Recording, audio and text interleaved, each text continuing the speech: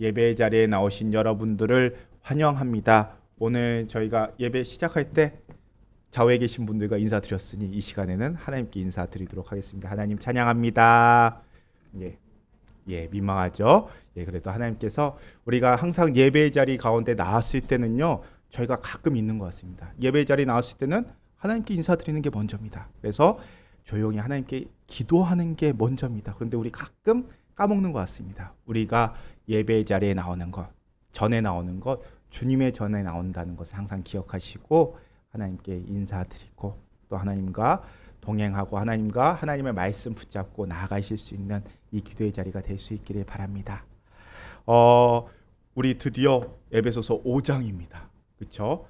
첫 시간에 올해 2025년 첫 시간에 아마도 주목사가 금요 기도회 때 첫 시간에 1시간 내내 에베소서 1장 1절 2절 말씀 2절만 갖고 하는 거 보고 언제 끝까지 가나 했는데 어느덧 5장까지 왔습니다. 에베소서 몇 장까지 있다고요?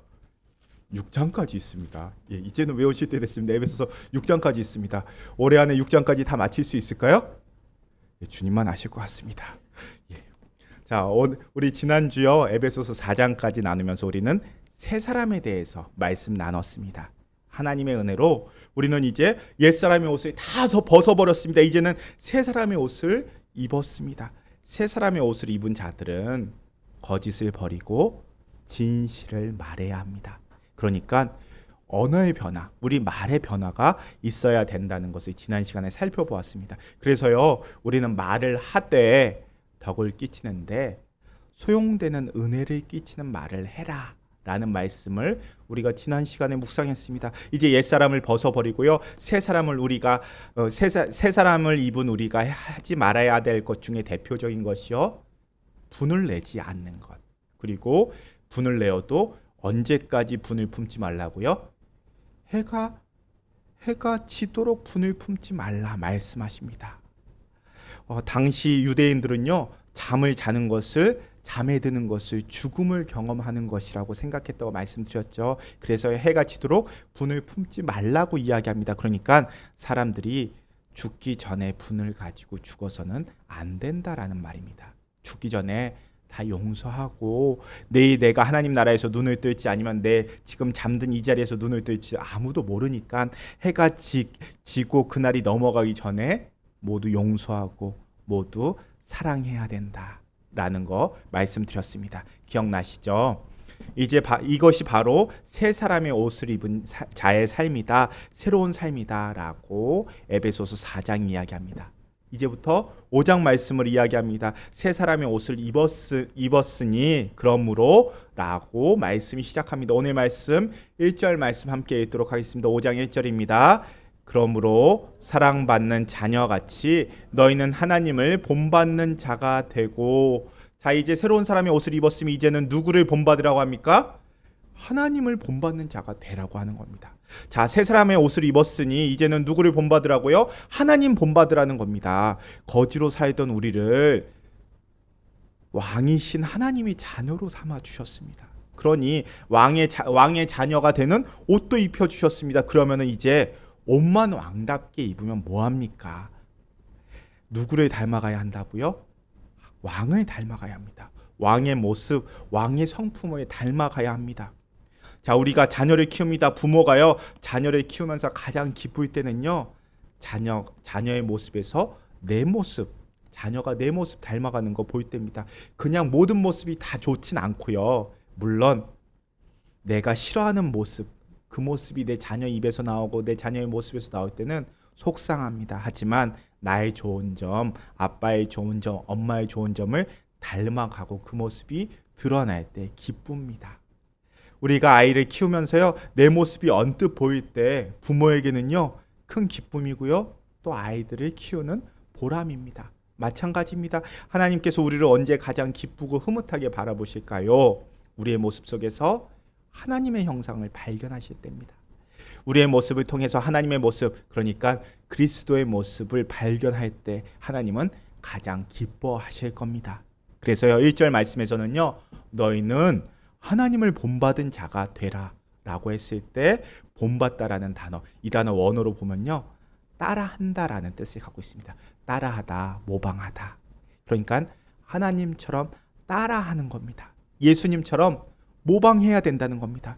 부지런히 하나님을 모방하고 흉내낼 때 마치 어린아이가 아빠를 흉내내는 것처럼 아빠의 웃음소리, 아빠의 걸음걸이, 아빠의 잠자는 모습을 닮아가는 것처럼 하나님을 부지런히 모방하고 흉내내게 될 때 우리는요, 하나님을 본받는 자가 될 수 있다는 겁니다. 본받는 삶을 살 수 있다는 겁니다. 그럼 구체적으로 어떻게 해야 하는가? 어떻게 하는 것이 하나님을 본받는 것인가?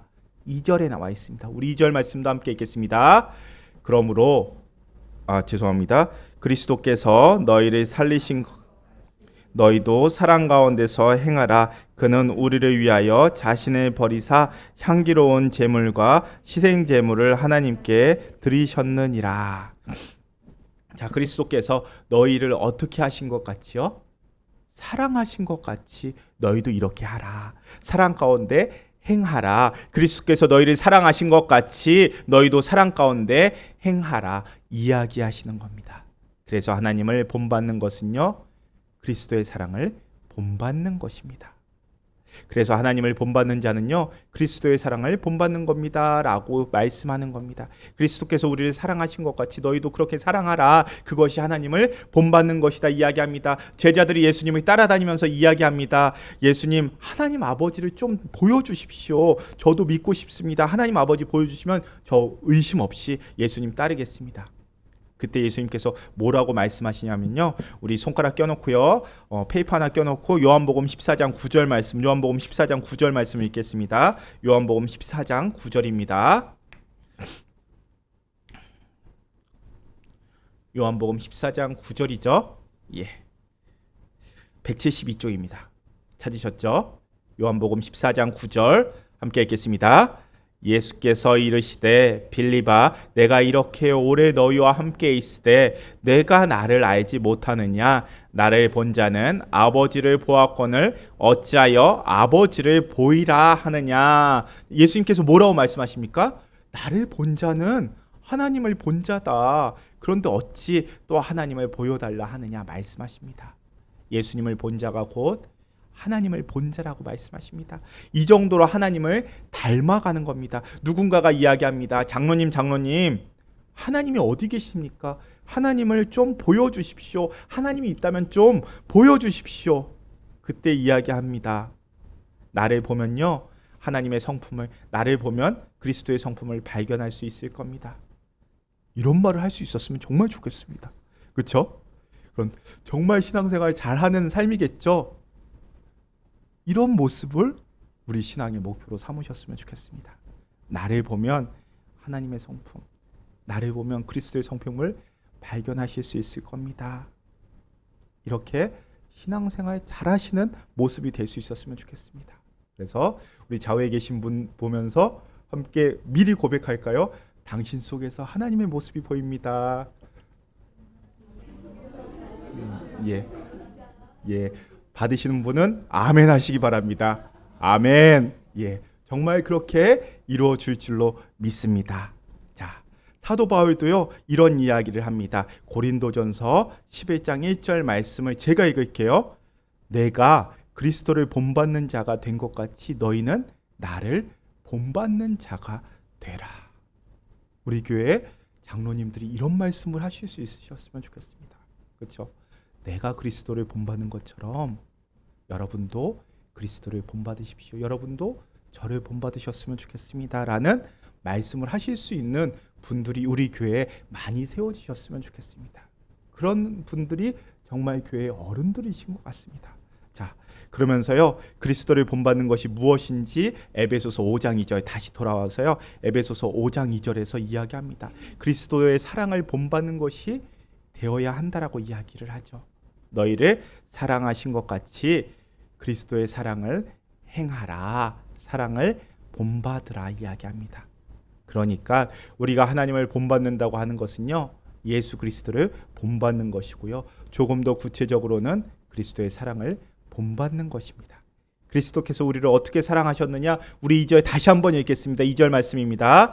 그리스도께서 너희를 사랑하신 것 같이 너희도 사랑 가운데서 행하라. 그는 우리를 위하여 자신을 버리사 향기로운 제물과 희생 제물로 하나님께 드리셨느니라.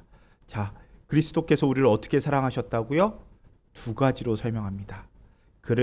그는 우리를 위하여 자신을 버리사 무엇이 되셨다고 합니까? 향기로운 제물, 그리고요 희생 제물이 되셨다라고 설명합니다. 그러니까 그리스도의 사랑은 어떤 사랑인가? 향기 나는 사랑이다. 악취가 나는 곳에서 그리스도께서 아름다운 향기가 되셨다는 겁니다. 죽음뿐인 우리의 인생에 그리스도께서 우리를 사랑하여 주심으로써 죽음의 냄새가 아니라 생명의 냄새를 나게 하셨다라는 겁니다. 마가복음 14장을 보면요, 예수님께서 나병 환자들이 모여 사는 베다니 나병 환자촌에 시몬이라는 사람의 집에 들어가시게 됩니다. 거기서 식사를 하시게 됩니다. 식사를 하는데 한 여인이 들어와서요, 예수님 발 앞에 옥합을 깨트리게 됩니다. 이 향유 옥합을 깨트렸을 때 어떤 변화가 일어났을까요? 우리는 경험상 압니다. 집에요 환자가 있으면요 집안에서 환자 냄새가 납니다. 오래된 환자일수록 더 많은 냄새가 납니다. 저도 전에 있던 교회에서 이렇게 신방을 할 때 한 번은 저희 어머님 신방해 주실 수 있으시겠어요? 라면서 말씀을 하시는 겁니다. 이게 당연하죠. 저희 어머니가 좀 오래 안 좋으셨어요 라고 얘기하면서 문 앞에서 제 손에다가 로션을 발라주시고 제 코에다가도 로션을 발라주시는 겁니다. 왜 그랬을까요? 냄새가 나서요. 목사님 혹시 불편하실까 봐. 근데 그 로션이 냄새를 가릴 수 있을까요? 못 가립니다. 마찬가지입니다. 이 시몬의 집에서는요 냄새가 났을 겁니다. 나병 환자가 있는 집입니다. 악취가 진동했겠죠. 그런데 그 여인이 예수님의 죽음을 미리 장례 치른다는 마음으로 향유가 담긴 옥합을 깨트렸을 때 그 집안에 풍겨나는 악취가 무엇으로 바뀌게 됩니까? 아름다운 향기로 바뀌게 됩니다. 어쩌면 이 모습에서 그리스도의 사랑을 발견할 수 있습니다. 그리스도의 사랑은요, 나를 깨트려서 죽음의 냄새가 나는 곳에 생명을 주는 것입니다. 우리가 그 생명의 냄새에 생명의 향기를 맡았기 때문에 우리도 그런 악취 나는 곳에 그리스도의 사랑으로 아름다운 향기를 내는 사랑의 삶을 살아가야 한다, 살아낼 수 있다라는 것을 이야기합니다. 그리고 두 번째로는요, 바울은 예수님의 사랑을 희생 제물로 우리에게 설명합니다. 그러니까 예수님의 사랑이 어떤 사랑이냐? 온전한 희생이 담겨져 있는 사랑입니다. 그 온전한 희생의 상징이 바로 십자가입니다. 예수님이 십자가에서 물과 피를 다 쏟으셨습니다. 십자가에서 온전히 들려진 사랑, 그 희생적 사랑, 그 사랑을 받았으니 너희도 그 사랑 따라서 살아가라 라고 말씀하시는 겁니다. 그런데 생각해 보면요, 참 어렵습니다. 우리가 가정을 가장 작은 교회라고 합니다. 예수님이 교회는요, 예수님이 머리이신 한 몸인 공동체죠. 그런 의미에서 가장 작은 교회는요, 가정입니다. 그런데 그러한 가정에서 향기로운 사랑, 또 희생적인 사랑을 하려고 해도요, 그게 마음대로 되지 않습니다. 그렇게 볼 때 우리는 참 연약한 것 같습니다. 그런데 중요한 것은요, 이렇게 살라라고 말씀하신 것이 아니라 그렇게 살아가라라고 이야기하시는 겁니다. 무슨 말이라면요, 왜 그렇게 못 살았어 묻는 예수님이 아니라 실패하고 넘어져도 괜찮다고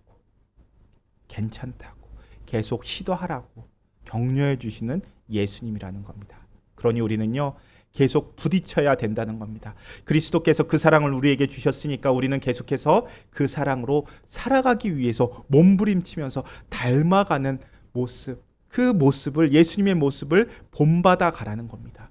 계속 부딪혀야 합니다. 그리스도께서 그 사랑을 우리에게 주셨으니 우리는요, 계속 그 사랑을 살아가기 위해서 몸부림치면서 닮아가고 본받아 가라는 겁니다. 우리가 에베소서 4장을 통해서 계속해서 묵상한 말씀이 무엇입니까? 우리의 구원 완성된 것 아니라 구원의 과정 속에 있다라는 겁니다. 우리 성화의 구원 과정 함께 우리가 살펴봤죠. 성화의 과정 가운데 있다는 겁니다. 성화가 언제 완성된다고요? 성화 언제 끝납니까?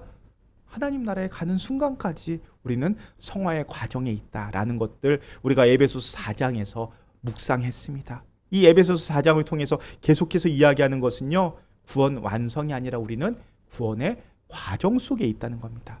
성화의 과정입니다. 장성한 분량까지 우리는 자라가는 과정 속에 있다라는 것 묵상했습니다. 그런데 이 과정 속에서 우리가 무엇을 해야 하느냐? 이제 하나님을 본받는다는 것은 그리스도의 사랑, 향기로운 사랑, 희생적인 사랑을 본받는 것, 그것이 바로 하나님을 본받는 삶이다라고 이야기하는 겁니다. 그러면서요, 이제 3절에서는 하나님을 본받는 자가 하지 말아야 될 것, 속지 말아야 될 것에 대해서 이야기를 합니다. 우리 3절 말씀, 3절을 함께 읽겠습니다. 음행과 온갖 더러운 것과 탐욕은 너희 중에서 그 이름조차 부르지 말라. 이는 성도에게 마땅한 바니라. 자, 사탄이요, 우리를 자주 속이고 넘어뜨리는 방법이 있습니다. 그것은요, 언어를 왜곡하는 겁니다. 언어를 왜곡하고 언어를 포장하는 겁니다. 우리가 살아가면서 경계해야 될 것 중 가장 큰 것이 이단입니다. 이단은요, 단어에서 볼 수 있듯이 다르리의 끝 단자입니다. 그러니까 시작은 항상 똑같습니다. 어느 정도까지요? 비슷합니다. 그런데요, 끝이 살짝 달라집니다. 이렇게 사탄이 인간을 미혹할 때는요, 늘 언어를 살짝 왜곡합니다. 그 살짝 다른 것을 우리가 경계해야 합니다. 창세기 3장을 보면요, 뱀이 하와를 유혹하는 장면이 나옵니다. 그때 뱀이 뭐라고 이야기하냐면요, 창세기 3장 1절인데요. 제가 읽겠습니다. 그런데 뱀은 여호와 하나님이 지으신 들짐승 중에 가장 강교하니라. 뱀이 여자에게 물어 이르되 하나님이 참으로 너희에게 동산 모든 나무의 열매를 먹지 말라 하시더냐 묻습니다. 자, 뱀이 뭐라고 물었다고요? 하나님이 참으로 너희에게 동산 모든 나무 열매를 먹지 말라 하시더냐. 하나님께서 참으로 너희에게 동산의 모든 나무 열매 먹지 말라고 하시더냐 묻습니다. 생각해 보면요, 하나님께서 동산 모든 나무의 열매 먹지 말라고 하셨습니까? 아니죠. 하나님께서 무엇을 먹지 말라고 하셨습니까? 딱 하나, 동산 중앙에 있는 선악을 알게 하는 나무 열매를 먹지 말라고 말씀하십니다. 그런데 사탄이요, 그것을 끝만 바꿉니다. 하나 먹지 말라고 했는데 전체를 금지한 것처럼 정말 다 먹지 말라고 그러셨어? 라고 이야기합니다. 그리고 계속해서 하나님이 참으로 너희에게 동산 모든 나무 열매를 먹지 말라고 하느냐, 참으로라는 단어를 붙입니다. 이 참으로라는 말이 참 중요합니다. 참으로 그렇게 말했느냐 이야기합니다. 추궁하는 겁니다. 믿음이 연약한 자들에게 참으로 믿음을 추궁하게 될 때 우리는요, 흔들립니다. 자, 우리 생각해 보세요. 어렸을 때 저희 집안만 그랬는지 모르겠는데 가족들이 모였을 때 우리 직구준 외삼촌이 그리고 가끔 만나는 나이 많은 형들이, 친척 형들이 이렇게 다 모여서 아이들이 놀릴 때가 있습니다. 너 사실 다리 밑에서 주워왔어. 우리 어렸을 때 너 봤어. 주워오는 거 봤어. 얘기합니다. 우리 많이 듣던 패턴이죠. 그런데 그렇게 어린 아이들을 놀리는데요. 그러면요, 그 얘기 들은 아이가 이야기합니다. 아니라고. 엄마가 낳았다고 이야기합니다. 그러면은 직구진 삼촌의 형들이 뭐라고 이야기합니까? 야, 너 엄마가 너 낳는 거 봤어? 라고 물어봅니다. 그럼 할 말이 없죠. 그 얘기 들은 아이는 살짝 당황합니다. 그러면서 계속 형들이 놀리다 보면요, 너 정말 다리 밑에서 주워왔어. 그러면 결국 마지막에 어떻게 됩니까? 그 아기가 울고 울음 터뜨리고 마무리가 됩니다. 이렇게 우리는요, 사실을 믿고 있지만 믿음이 단단하게 서 있지 못하면요, 그 믿음에 대해서 정말일까? 정말? 참으로?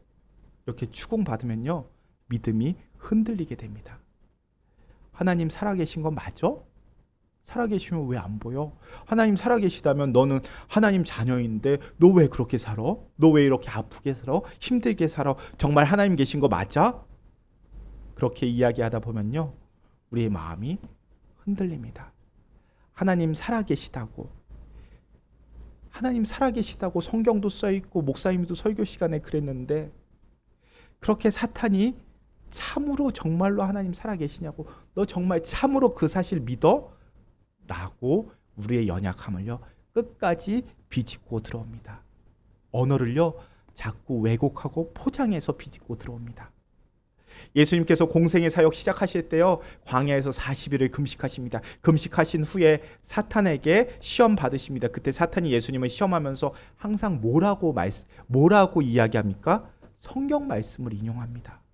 시편 91편 말씀 인용해서 말합니다. 높은 곳에서 뛰어내려라. 그러면요, 천사가 너희 발을 안전하게 할 것이다. 시편 91편에 보면 나와 있지 않느냐 말합니다. 그러니까 사탄은요, 하나님의 말씀을 인용하되 살짝 바꿔서 미혹하고 또 우리를 넘어뜨리기 위해서 포장해서 우리의 믿음을 흔들어 놓는다는 겁니다. 자, 이제 우리 다시 한번 5장 3절 말씀을 보겠습니다. 5장 3절 첫 번째 무엇 이야기하는지 5장 3절 말씀 다시 한번 읽겠습니다. 음행과 온갖 더러운 것과 탐욕은 너희 중에서 그 이름조차도 부르지 말라. 이는 성도에게 마땅한 반이라. 자, 3장에서 이야기하는 건 무엇입니까? 첫 번째로는요, 음행. 두 번째로는 더러운 것. 세 번째로는요, 탐욕을 이야기합니다. 1절과 2절에서 바울은 이야기합니다. 너희는 하나님의 사랑받는 자다. 그리스도께서 너희를 온전한 사랑으로 사랑해 주셔서 너희는 하나님을 본받을 수 있는 자가 되었다. 이렇게 하나님의 사랑에 대해서, 그리스도의 희생적인 향기로운 사랑에 대해서 이야기합니다. 그러고 나서 3절에서는요, 반대되는 음행을 이야기합니다. 이 말의 의미가 무엇입니까? 음행이라고 하는 것은 가짜 사랑이라는 겁니다. 하나님의 사랑을 왜곡시킨 잘못된 사랑, 그리스도의 사랑을 살짝 왜곡시키고 포장한 잘못된 사랑이 이 세 가지의 모습이라는 겁니다. 그 첫 번째가 바로 음행입니다. 사랑을 왜곡시키고 포장하는 모습입니다. 사랑을요, 낭만이라는 이름으로, 자유라는 언어로 포장해버립니다. 그것이 결국 음행을 낳습니다.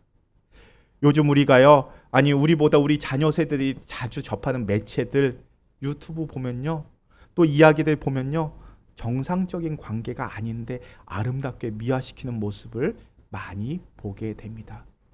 우리 예전에요, 드라마, 아침 드라마 왜 재밌습니까? 예, 그쵸? 그 사랑을 막장인데 재밌게 만들고 아름답게 만듭니다. 멋진 남자 주인공과 이쁘게 생긴 여자 주인공 등장시켜서요, 아름다운 배경음악 깔아주고 또 아름다운 화면을 영상 속에 집어넣어서요, 우리가 분명히 이게 잘못된 사랑이고 가정을 깨트리는 사랑이라는 것을 아는데 그 화면을 보고 있으면 아름다워 보입니다. 아름다운 사랑인 것처럼 포장합니다. 그것이 정말 사랑일까요? 사탄은 우리에게 계속해서 미혹하는 겁니다. 음행이 무엇인가? 하나님이 우리에게 주신 사랑 왜곡하고 포장하는 것이 음행입니다. 하나님이 주신 사랑이라는 개념을 사탄이 낭만을 넣고 자유를 섞어서 왜곡된 그러한 모습으로 포장해서 그것을 사랑이라고 이야기합니다. 그것이 음행이라고 오늘 말씀에서 이야기하는 겁니다. 그리고 그 음행의 결과가 무엇입니까? 온갖 더러운 것들이 드러나게 된다는 겁니다. 자, 그리고 두 번째로 더러운 것은요, 음행의 결과로 이어집니다. 음행의 결과, 이어지죠. 그리고 세 번째는 무엇을 이야기합니까? 탐욕입니다. 탐욕도 가짜 사랑입니다. 그러니까 음욕도 더러운 것도 탐욕도 다 상통하는 것들입니다. 사람을 사랑하는데 탐욕적으로 사랑합니다. 그럼 그것이 무엇이 될까요? 음행이 되는 겁니다. 하나님이 우리에게 물질과 또한 돈과 여러 가지 재능을 주셨습니다. 그런데 그것을 욕심을 가지고 사용합니다. 그럼 그것이 무엇이 됩니까? 탐욕이 되는 겁니다. 돈이라는 것은요, 우리의 삶을 건강하게 유지하고 사랑 나누기 위해서 주어진 것인데 쌓아두기 위해서, 내 욕심 채우기 위해서 사용한다면요, 돈을 사랑하고 물질을 사랑하고 이기적인 사랑을 한다면 그것이 무엇이 됩니까? 탐욕이 된다는 겁니다. 그런데요, 이 사랑의 대상을 사람으로 바꾸면요, 음행이 됩니다. 탐욕의 대상을 사람으로 바꾸면 음행이 되는 겁니다. 또 사랑의 대상을 바꿔서 물질로 바꾸면은, 그리고 다른 무언가로 그 자리에 끼워 놓게 된다면 그것이 탐욕이 됩니다. 그리고 그 과정이 우리에게 더러운 것이 된다는 겁니다.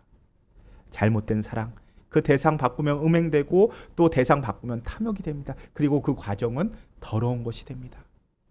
가짜 사랑의 모습이라는 겁니다. 하나님을 사랑하는 것도 마찬가지입니다. 하나님을 사랑하는데 대상을 바꿔버리는 겁니다. 탐욕적으로 사랑하고 가짜 사랑으로 하나님을 사랑하게 만듭니다. 그러면 가짜로 하나님을 사랑하는 것, 우리 무엇이라고 부릅니까? 우상숭배라고 부릅니다. 자, 5절 말씀 함께 보십시오. 우리 5절 말씀 함께 읽겠습니다. 5절입니다. 너희는 정녕 이것을 알거니와 음행하는 자나 더러운 자나 탐하는 자 곧 우상숭배자는 다 그리스도와 하나님 나라에서 기업을 얻지 못하리니. 자, 우상숭배가 무엇입니까? 하나님을 사랑하되 거짓으로 사랑하는 겁니다. 하나님을 사랑하되 가짜로 사랑하는 겁니다. 하나님을 사랑하되 그 사이에 무언가를 끼워 넣는 겁니다. 그래서 하나님보다 더 사랑하는 것이 생기고요. 하나님을 사랑함과 동시에 또 무언가를 사랑하는 모습이 생깁니다. 그것이 바로 우상 숭배라고 설명하는 겁니다. 그러니까 사랑의 대상만 가짜로, 가짜 사랑의 대상만 바꾸면은 그것이 음행이 되기도 하고요, 탐욕이 되기도 하고요, 그것이 우상 숭배가 되기도 한다는 것을 지금 이야기하는 겁니다. 지금 사도 바울이요, 구원을 받아서 하나님 나라를 유업으로 얻는 그러한 에베소 성도들에게 무서운 이야기를 전하고 있는 겁니다. 경고하고 있는 겁니다. 너희가 지금 하나님의 나라를 기업으로 받았는데 계속해서 옛사람의 옷을 입고 하나님 사랑, 그리스도의 사랑을 그렇게 희생적이고 온전한 사랑으로 받았는데 그 사랑을 자꾸 왜곡시켜서 세상적인 사랑 쫓아가면은 너희는 어떻게 되는가? 5절에서 뭐라고 이야기합니까? 하나님 나라에서 기업 얻지 못한다는 겁니다. 이 말 쉽게 이야기하면요, 하나님 나라에 들어가지 못한다라고 이야기하는 겁니다. 아무리 하나님께서 너를 택정하셨다, 예정하셨다, 너희를 위하여 하나님 나라를 예비하셨다 할지라도 너희가 여전히 옛사람의 옷을 입고 세상적 사랑으로, 세상적인 탐욕으로 그렇게 살아간다면 너희는 하나님 나라에 합당한 자가 아니다라고 이야기하는 겁니다. 그러면서 3절을 다시 보십시오. 3절 제가 읽겠습니다. 음행과 온갖 더러운 것과 탐욕은 너희 중에서 그 이름조차도 부르지 말라. 이는 성도에게 마땅한 바니라. 자, 음행과 온갖 더러운 것, 탐욕 너희 중에서 어떻게 하라고요? 이름조차도 부르지 말라. 이름조차도 부르지 말라고 이야기합니다. 이 말은요, 생각하지도 말고 입에 담지도 말라라는 이야기입니다. 이 가짜 사랑은 하나님이 주신 그리스도의 사랑이 아닌 가짜 사랑, 이 가짜 사랑 보지도 말고 듣지도 말고 이름도 부르지 말라. 탐욕의 근원을 차단해야 된다라고 이야기하는 겁니다. 이것이 성도에게 마땅한 것이다라고 이야기합니다. 가짜 사랑이 음행으로 빠지고요, 가짜 사랑이 탐욕을 만들고요, 가짜 사랑이 더러운 것에 빠질 수밖에 없다는 것, 그리고 무엇보다 가짜 사랑은 우상 숭배가 될 수밖에 없다는 것, 우리가 기억할 수 있었으면 좋겠습니다. 그래서 우리가 늘 하나님을 본받는 삶, 참된 사랑을 받고 참된 그리스도의 사랑을 받은 자답게 그리스도의 사랑 안에서 살아가려고 몸부림쳐야 한다라는 것을 우리에게 이야기하고 있는 겁니다. 오늘 이 시간, 오늘 말씀에 비춰서 내가 붙잡고 있고 내가 행하고 있다고 하는 그 사랑 돌아보실 수 있으셨으면 좋겠습니다. 우리가 하나님 사랑한다고 이 늦은 시간, 이 피곤한 몸 이끌고 이 자리까지 나왔는데 내가 정말 하나님과 나 사이에 무언가를 끼워 넣고 있지는 않은지, 내 기도 제목 가운데 하나님 찬양하고 하나님께 기도하는 것이 무언가를 전제로 하나님 무언가를 이루어 주셔야 합니다. 무언가를 껴놓고 하나님 똑바로 바라보고 있지 않지는 않은지 오늘 말씀에 비추어서 내 모습 돌아보실 수 있으셨으면 좋겠습니다. 정말로 예수님께서 나에게 보여주신 그 사랑 내가 붙잡으려고 노력하고 있는지 돌아보실 수 있으셨으면 좋겠습니다. 그리하여 사도 바울처럼 나를 본받아라 이야기할 수 있는 육적인 부모님, 영적인 부모님이 될 수 있도록 우리 이 시간 함께 기도하고 돌아보고 말씀 마음에 담는 시간 가질 수 있기를 바랍니다.